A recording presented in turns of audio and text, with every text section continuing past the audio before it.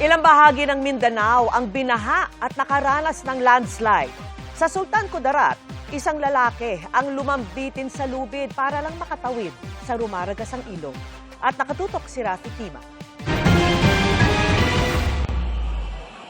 Makapigil hininga ang eksenang ito sa kasagsagan ng pagtaas ng ilog sa barangay Puloy-Puloy sa Lebak, Sultan Kudarat. Isang lalaki ang nag-ala Spider-Man sa pagtawid sa lubid sa ibabaw ng rumaragasang tubig.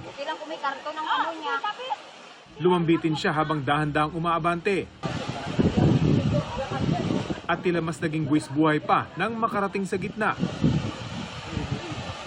Pero nagtuloy-tuloy ang kanyang pagtawid sa lubid hanggang sa makarating sa kabilang dulo kung saan nakaabang ang ilang residente para umalalay.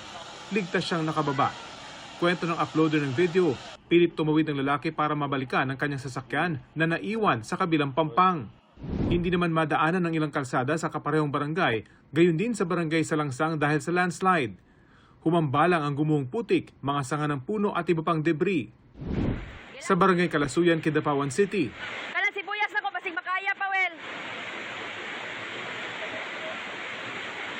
Inaya. Wala. sinubukan pang isalba ng ilang residente ang kanilang mga tanim na halaman mula sa malakas na agos ng baha. Halos pasukin na rin ang mga bahay. Umapaw kasi ang ilog at mga kanal kaya agad binaha ang mabababang lugar. Ay, nalang. Grabe si Iyay. Ampot na lang. Pahirapan din ang pagdaan ng mga motorista sa bahagi ito ng Arakan, Cotabato. Hala ka diha. Wala git. Nalubong na naman. Sa kapal kasi ng gumuhong lupa, kailangan pang pagtulungang itulak ang mga motorsiklo para makatawid. Sa Buluan, Maguindanao del Sur, nagmistulang ilog ang ilang kalsada kasunod ng malakas na buhos ng ulan. Pinaghahanda ng lokal na pamahalaan ang mga residente sa posibleng paglikas sakaling magtuloy-tuloy ang masamang panahon at pagtaas pa ng baha. Pinasok naman ng baha ang ilang bahay sa Dato Paglas. Sa gitna ng dilim, kanya-kanyang bantay at kuha sa mga gamit ang ilang residente.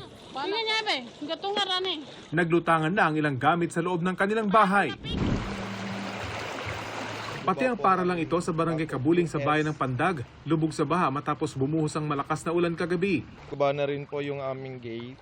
Dahil sa pagbaha, kinansela muna ang klase ngayong araw. Ayon sa Pag-asa, localized thunderstorms ang nagpaulan at nagpabaha sa ilang bahagi ng Mindanao.